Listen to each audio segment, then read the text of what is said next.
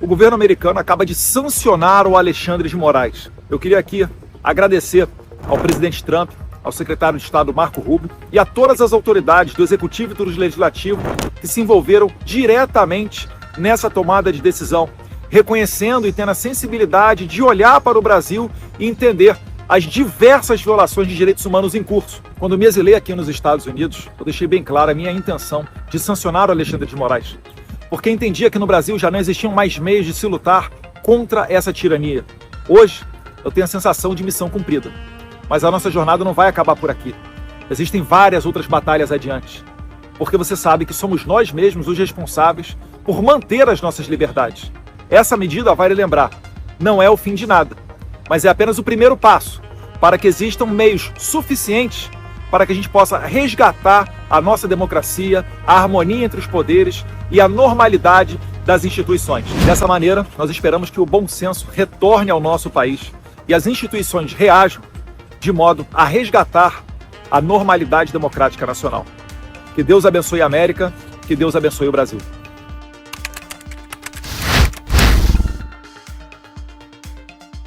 Para entender mais sobre a assinatura desse decreto, a gente vai chamar a nossa correspondente Priscila Yasbeck. Já em tela também conosco, Américo Martins, que entra daqui a pouco. Mas Priscila Yasbeck, então, começando aqui nosso Giro Internacional. Pri, boa tarde.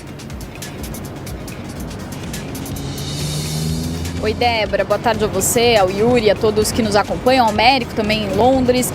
Débora, o Marco Rubio, secretário de Estado americano, acabou também de se manifestar e ele disse que o presidente Donald Trump e o secretário do Tesouro sancionaram o ministro Alexandre de Moraes no âmbito do programa de sanções global Magnitsky por graves violações de direitos humanos, e ele disse que este seja um aviso para aqueles que atropelam os direitos fundamentais de seus compatriotas e disse: as togas judiciais não podem protegê-los. Então foram as palavras aí desse post que foi feito pelo secretário de Estado Marco Rubio. E essa é a primeira vez então que uma autoridade brasileira é submetida a essa punição dentro da lei Magnitsky, que normalmente é aplicada a inimigos do país, a pessoas que estão ligadas a crimes e também à corrupção. Mas essa já é a quarta rodada então de sanções que foi de sanções impostas ao Brasil. Só lembrando, dia 9 de julho, Trump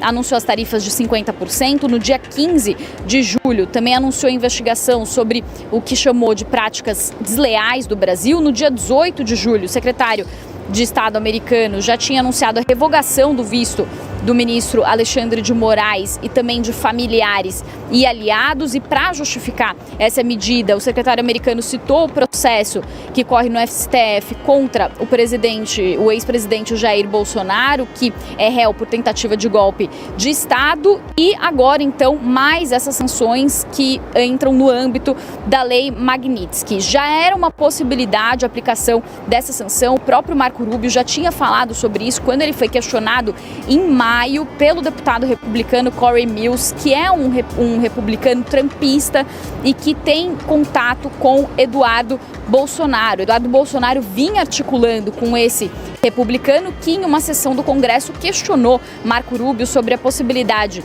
da aplicação de sanções, e ele já tinha dito que a caça às bruxas política do ministro Alexandre de Moraes contra Jair Bolsonaro criou um complexo de perseguição e censura tão abrangente que não só viola os direitos básicos dos brasileiros, mas também se estende além das fronteiras do Brasil e atinge os americanos. Então, na ocasião, Marco Rubio já tinha antecipado que poderia haver algum tipo de sanção mais grave sobre as autoridades brasileiras e sobre Alexandre de Moraes. Além disso, também o subsecretário de Diplomacia Pública dos Estados Unidos, o Darren Betty, também fez uma publicação respondendo à publicação que foi feita pelo secretário de Estado Marco Rubio, dizendo que as sanções contra Alexandre de Moraes deixam claro que o presidente Trump leva a sério o complexo de censura e perseguição no Brasil, do qual Moraes foi o principal arquiteto, e disse: aqueles que foram cúmplices das violações de direitos humanos de Moraes devem tomar nota. Moraes já tinha sido alvo de críticas de Marco Rubio em outras ocasiões, desde quando Alexandre de Moraes tomou decisões em relação à regulação de redes sociais no Brasil. Uma das primeiras foi quando Moraes bloqueou o Twitter no Brasil em agosto de 2024. Na época, Rubio disse que essa era uma manobra para minar liberdades básicas. Também em fevereiro, Alexandre de Moraes foi processado pela empresa de Donald Trump de redes sociais, a Trump Media and Technology, em conjunto com a Rumble, depois de uma ordem de Moraes de bloqueio da Rumble, e essa ação foi movida na Flórida e questionou também o poder do ministro para tomar decisões sobre conteúdos postados na Rumble e também sobre a monetização desses conteúdos. Eu conversei agora há pouco também com um constitucionalista, com o Gustavo Sampaio, que é professor de Direito Constitucional da Universidade Federal Fluminense, e ele falou algo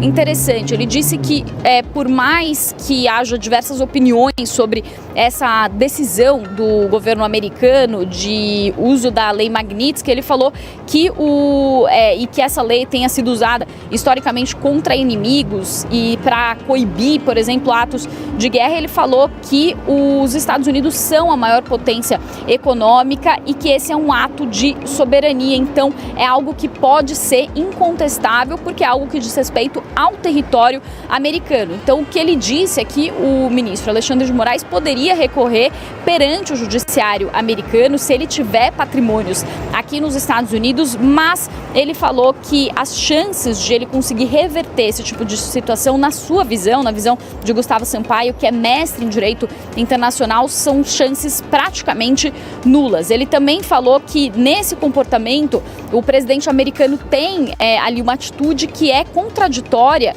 com toda a história de relação entre os Estados Unidos e o Brasil, que sempre tiveram relações muito amigáveis, que é algo sem precedente, e também falou que é algo contraditório em relação à história americana, até porque o Brasil tem a independência que tem no seu poder judiciário como consequência da Constituição Republicana de 1891, quando o Brasil copiou a matriz de separação de poderes dos Estados Unidos. Então ele fala que essa decisão também é contraditória e também é uma decisão paradoxal. E aí ele falou que essa chance de êxito, então, de alguma reversão na justiça americana é uma chance próxima de zero, porque esse é um ato de soberania, então, do governo americano, e que normalmente a justiça americana ela acaba respeitando e acatando essas decisões que são tomadas pelo executivo. Ele até falou que recentemente algumas ações do executivo aqui nos Estados Unidos chegaram a ser questionadas por alguns juízes de instâncias inferiores, mas ainda assim o governo Trump ele tem vencido muitas dessas ações judiciais. Então as perspectivas não são positivas também de uma reversão por vias legais, a não ser que haja uma decisão de recuo por parte do próprio governo americano. Eu volto com vocês. Isso mesmo. Vou chamar então, Yuri Pita, a Carol Rosito, porque integrantes da oposição comemoraram a aplicação de sanções por meio da Lei Magnitsky ao ministro Alexandre de Moraes. O deputado licenciado Eduardo Bolsonaro, que trabalhou por isso, publicou um vídeo nas redes sociais agradecendo o presidente Donald Trump e também agradeceu o secretário de Estado Marco Rubio. Carol Rosito, então, já em tela conosco, conta pra gente sobre as repercussões. Era tudo que a família Bolsonaro queria, né? Boa tarde para você, Carol.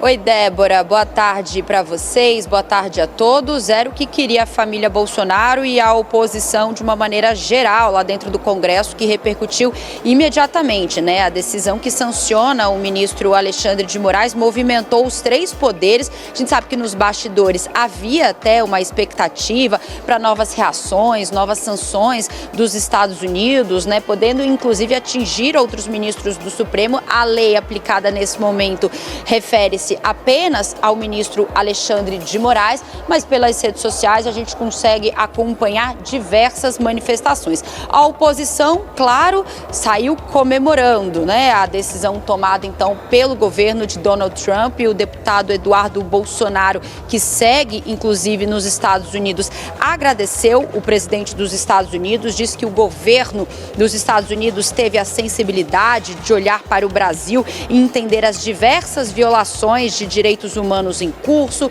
O líder do PL, deputado Sóstenes Cavalcante, também se manifestou nesse mesmo sentido, dizendo que os Estados Unidos tiveram coragem de fazer o que o Senado não fez, né? Se referindo, por exemplo, a eventuais ou a possibilidades de abertura de processo de impeachment contra o ministro do STF. Já governistas saíram em defesa do ministro Moraes, prestaram solidariedade. Ainda não há, Débora, importante a gente lembrar, nenhuma manifestação oficial dos presidentes, nem do Planalto, aqui do presidente Lula, do Executivo, nem do Supremo, nem dos presidentes da Câmara e do Senado. Mesmo assim, aqui do Planalto, a gente acompanhou a manifestação da ministra Gleisi Hoffmann, responsável ali pela articulação política do governo, né, que diz que a nova sanção é um ato violento e arrogante, que nenhuma nação pode se intrometer no poder judiciário de outro. O líder do PT, Lindbergh Farias, também disse que essa decisão foi tomada